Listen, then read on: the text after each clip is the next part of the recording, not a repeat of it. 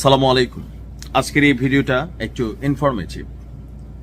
নির্বাচন আগামী 12ই ফেব্রুয়ারি। তো এর আগে যে বিষয়গুলো নিয়ে সোশ্যাল মিডিয়াতে ট্রল হচ্ছে বা নানান বক্তব্য, আলোচনা, সমালোচনা তৈরি হচ্ছে, এর মাঝখানে হচ্ছে জনাব তারেক রহমানের 31 দফা নির্বাচনকে কেন্দ্র করে 2023 সালে তিনি যে রাষ্ট্র মেরামতের 31 দফার কর্মসূচি দিয়েছিলেন, সের মধ্যে একটা হচ্ছে যে ইলেকট্রনিক ফ্যামিলি কার্ড, অর্থাৎ যে ছবিটা আপনারা দেখেছেন বা বিভিন্ন প্রোগ্রামে দেখেছেন।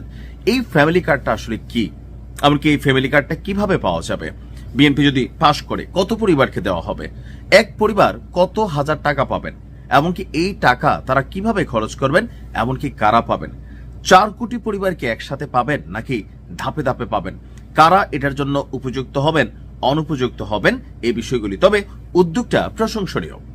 বাংলাদেশের গরিব যেই পরিবারগুলো আছে, সাধারণ পরিবার, সেই পরিবারের মায়েদের চিন্তা কমাতেই আসলে বিএনপির উদ্যোগ হচ্ছে এই ফ্যামিলি কার্ড।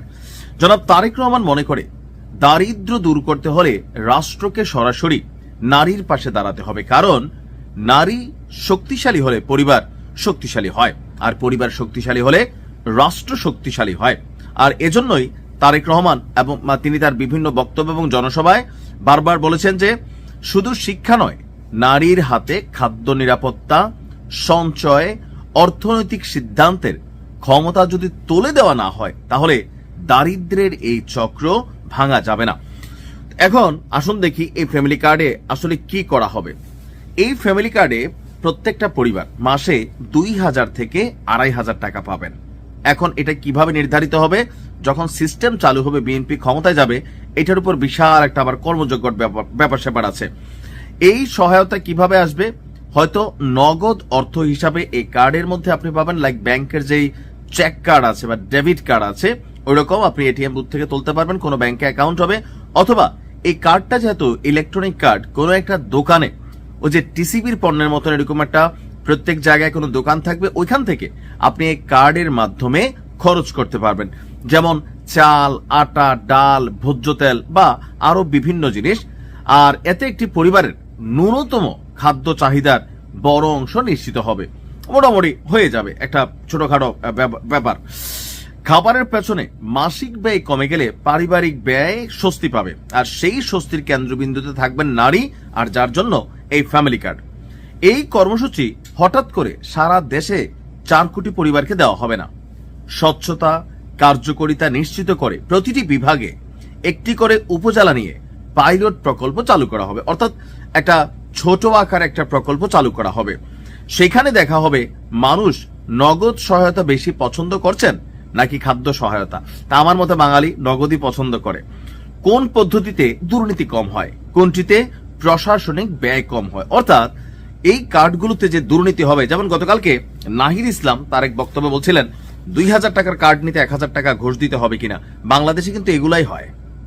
দেখা গেছে একটা প্রকল্প সরকার ভালো উদ্যোগে নেয়, গ্রামে থাকা হামলা চামলা বিচিনেতা যারা ধরেন রাজনীতির ধান্দা হিসাবে পেশা বানাই ফেলছে, এরা কিন্তু খায়া ফেলে। আর মানুষ ভাবে যে একটা কার্ডের লাগে 1000 টাকা দিলাম, আগামী 5 বছর তো পাইতে থাকবো, সো 1000 না, আমার মনে হয় 5000 করেও বাঙালি তো দিয়ে দিবে। আর এটা যে ঘটবে, এই কারণেই প্রথমে একটা পাইলট প্রকল্প, অর্থাৎ ছোট আকারে একটা উপজেলাকে বাছাই যাচাই করে সেখানে এটার উপর পরীক্ষা নিরীক্ষা করা হবে।